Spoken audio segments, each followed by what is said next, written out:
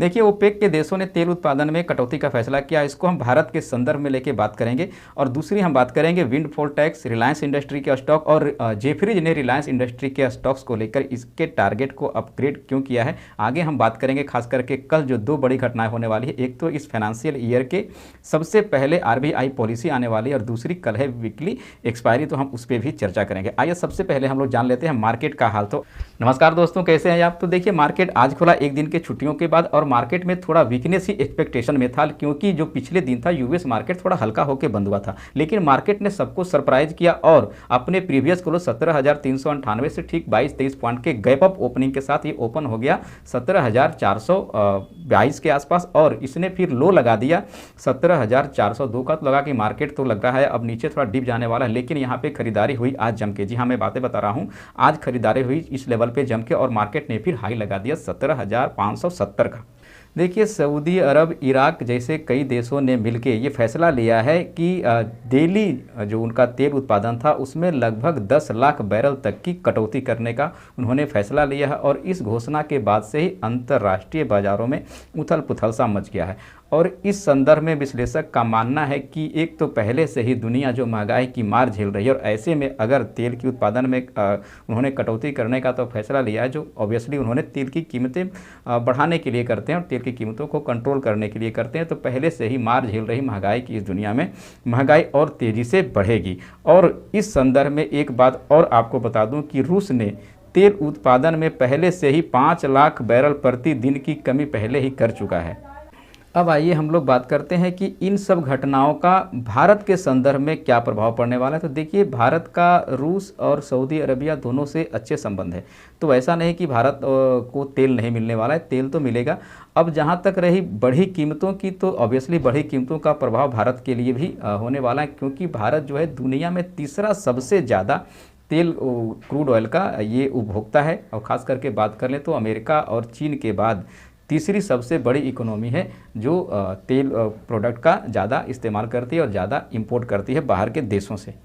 अगर हम रसिया को लेकर इस संदर्भ में बात करें तो रसिया से पहले जहां भारत रूस और यूक्रेन वार से पहले जहां मात्र 2% हम वहां से उनके यहाँ से तेल हम लोग इंपोर्ट करते थे, जो कि अब वहां से हम 23% तक का तेल वहां से हम लोग इंपोर्ट करने लगे हैं। ऐसा हुआ है सिर्फ घटती कीमतों के कारण, क्योंकि रूस से हम सस्ते कीमत पे तेल ले रहे थे।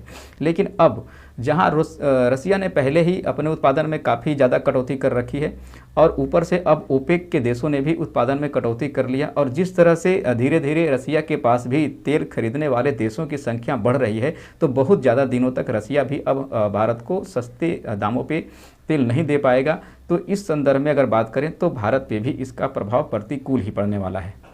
अब आइए चर्चा कर लेते हैं भारत के संदर्भ में क्रूड ऑयल प्रोडक्ट पे विंडफॉल टैक्स लगने के लिए। तो विंडफॉल टैक्स पिछले जुलाई में लगाया गया था, जब क्रूड ऑयल की कीमतों में लगातार वृद्धि हो रही थी। और ऐसा सरकार इसलिए करती है ताकि डोमेस्टिक मार्केट में जो है क्रूड या क्रूड प्रोडक्ट की कीमतें में एक व्यवस्था बनी रहे। जी हाँ, डोमेस्टिक मार्केट में कीमतों को कंट्रोल करने के लिए, पेट्रोलियम प्रोडक्ट की कीमतों को कंट्रोल करने के लिए सरकार इस पर विंडफॉल टैक्स लगाती है।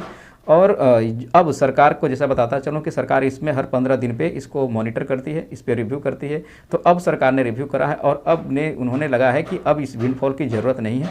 तो विंडफॉल जो है विंड प्रोडक्ट के उन्होंने हटा लिया है। केवल डीजल के निर्यात पे ही 50 पैसे प्रति लीटर विंडफॉल टैक्स रहा है, बाकी टैक्सों को उन्होंने वापस ले लिया है। तो इससे कहा जा रहा है कि खास करके विंडफॉल टैक्स और रिलायंस इंडस्ट्री में काफ़ी फ़ायदा होने वाला है रिलायंस इंडस्ट्री को, क्योंकि पेट्रोलियम को लेके रिलायंस इंडस्ट्री है वो भारत की सबसे बड़ी कंपनी है और निफ्टी का एक लीडिंग स्टॉक है। इस सब चीज़ों को लेके रिलायंस के स्टॉक्स पे एक पॉजिटिव इम्पैक्ट पड़ने वाला है। और इधर जेफरीज ने भी रिलायंस के स्टॉक्स को लेकर अपने टारगेट में इजाफा कर दिया है और अपने टारगेट में अपग्रेड कर दिया है।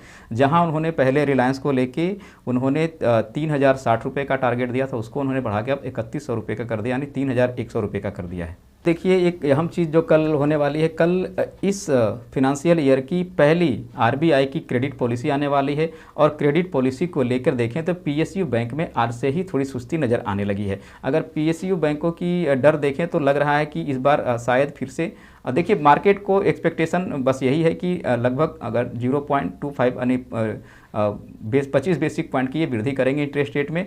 लेकिन अगर इससे ज़्यादा होती है तो मार्केट का रिएक्शन थोड़ा सा खतरनाक हो सकता है। लेकिन अभी तक एक्सपेक्टेशन यही है, यहाँ तक कि कुछ इकोनॉमिस्ट का तो यहाँ तक मानना है कि हो सकता है कि इस बार जो आरबीआई की पॉलिसी है उसमें इस पर एक पॉज लग जाए और इंटरेस्ट में वृद्धि ना करे। लेकिन ज़्यादातर इकोनॉमिस्ट का यही मानना है कि 25 बेसिक पॉइंट की वृद्धि संभव है और बाजार जो है इसके लिए मेंटली प्रिपेयर है।